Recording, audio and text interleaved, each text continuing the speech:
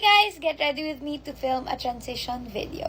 Para makita nyo naman paano ako mag-ready kapag mag-film ako ng inarte videos ko sa TikTok.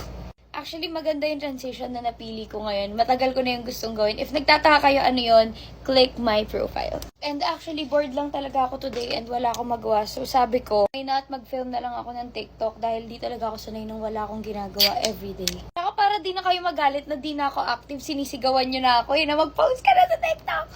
Yung look na gagawin ko today, medyo dark siya. Actually, mag-eyeliner ako kasi gusto ko pasabog yung magiging outcome. Hindi muna tayo magna-natural makeup for today's video. Ilalaban natin ng makeup para perfect. Guys, may nakita ko dito sa TikTok, pinapag-usapan nila yung mga wedding rose nila. So, sige, gayahin natin. Pero para lang to, mapagkwentuhan tayo. Baka isipin nyo, ikakasal na ako. Hindi, matagal pa yun, guys. Marami pa akong pangarap. Boyfriend nga, wala eh.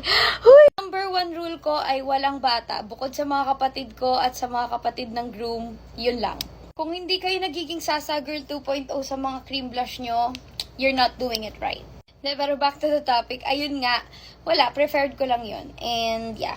And with that being said, second, strictly no +1. Ikaw lang in-invite ko, ikaw lang pupunta, ikaw lang friend ko, ikaw lang pupunta. And mahal na magpakasal ngayon guys, and kahit anong event, that's how it should be kasi naka-head count yan. Okay, then third, the only person that wears white is me. Kung nagtatanong kayo bakit, ganyan, I don't know, I just like it that way.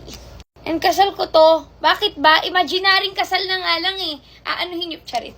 Pagbigyan nyo na ako guys, kwentuhan lang naman, hindi naman natin sure kung matutuloy.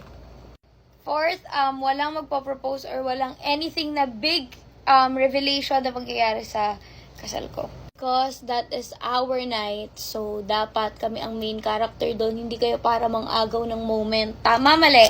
Tama. Sorry guys, if nag-iba na naman yung lighting, I did my eye makeup off cam. So far, ayun pa lang naman naiisip ko. And of course, pwede pang magbago yon, pwede pang mapalitan, and pwede pang maragdagan. Preference ko lang naman to guys. Iba-iba naman tayo, of course. Yung iba sa inyo, iba rin naman ang gusto nyo mangyari sa kasal nyo. That's totally fine. Walang problema dun guys.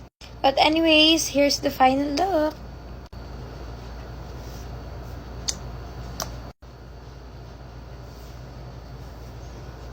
Bye guys! Mag-film na ako.